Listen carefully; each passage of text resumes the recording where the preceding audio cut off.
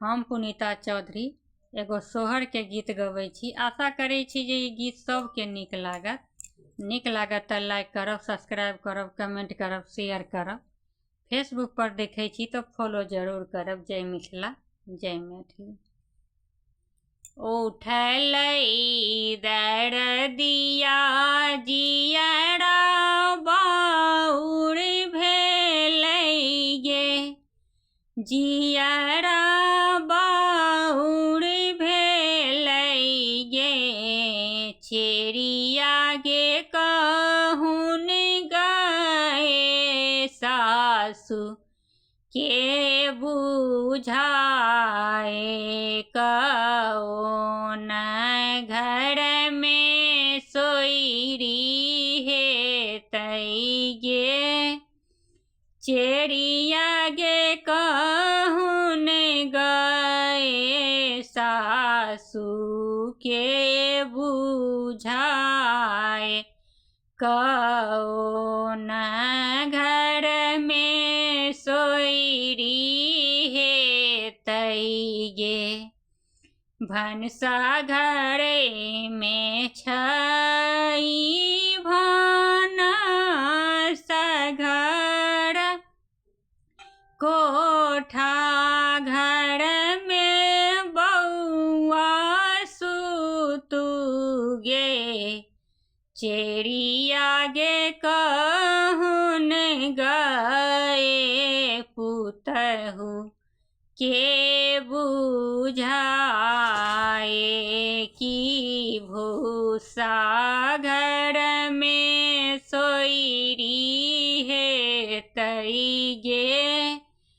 चेरिया गे कहून गए पुतहु के बुझाए,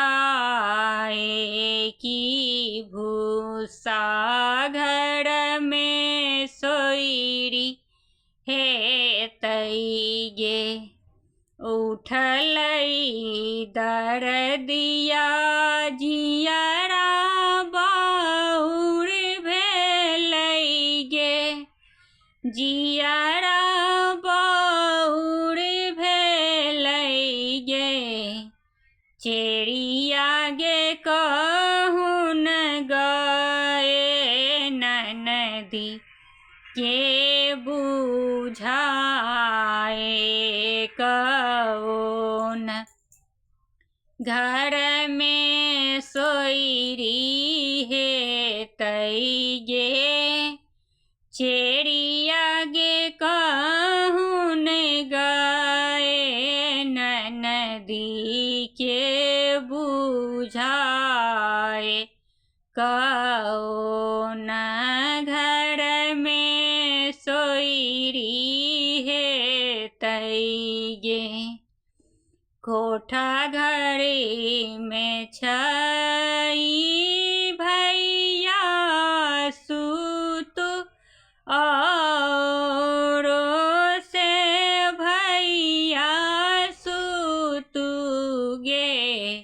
चेरिया गे कहून गए भाभी के बुझाए, कोठुला घर में सोइरी हेतै गे। चेरिया गे कहून गए भाभी के बुझाए, कि कोठुला घर में सोइरी हेतै गे। उठलै दरदिया जियरा बाउर भेलै गे, जियरा बाउर भेलै गे। चेरिया गे कहून गए पिया के बुझा हे, कौन घर में सोइरी हे तई गे भनसा घर छई भानस घर कोठा घर में भैया सुतु गे चिड़िया गे कहून गए धानी के